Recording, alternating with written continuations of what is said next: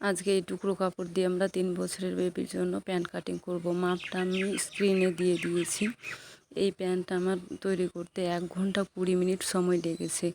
শুধু কাটিং ও সেলাইয়ের জন্য না, এই কাপড় অনুযায়ী আমাদের বেবির জন্য বছরের বেবির জন্য প্যান্টটা হবে, তারপরে ডিজাইন কি করব সব কিছু ভাবনা চিন্তা করেই আমাদের করতে হয়। এই টুকরো কাপড় প্রায় 2 বছর আগের কাপড়, এটা আমার কাছে জমা ছিল। এখন আমি এটা 3 বছর বেবির জন্য প্যান্ট কাটিং করেছি।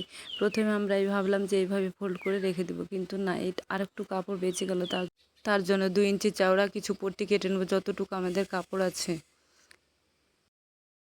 2.5 ইঞ্চি লম্বালম্বি কাপড় কেটে এইভাবে আমরা সেলাই করে দেব। তারপরে এখানে আমরা 2.5 ইঞ্চি মার্ক করে এইভাবে রাউন্ড করে দিয়ে কাটিং করে দেব। এখানে আমরা এই কোণাটা কাটিং করে দিয়েছি। তারপরে এটা উপরের দিকটা কোণের দিকটা খুলে নিয়েছি। খুলে নেওয়ার পরে এখানে আসন সেলাই করা হয়ে গেছে। তারপরে এটা আমরা এভাবে ফোল্ড করে নিব। প্যান্টটাকে এইভাবে বিছিয়ে নিয়ে যেটা আমরা লেয়ার নিয়েছিলাম সেটাকে আমরা অর্ধেক করে নিব। অর্ধেক করে নেওয়ার পরে কুচিটা আমরা এমনভাবে বসাবো যাতে চারিদিকে সমান হয়ে বসে। এভাবে এক পায়ে বসাবো, তারপর আর একটা এইভাবে আমরা 2 পায়ে আমরা বসিয়ে দেবো। বসিয়ে দেওয়ার পরে এখানে আমরা আসনের দিকটা সেলাই করে দেবো।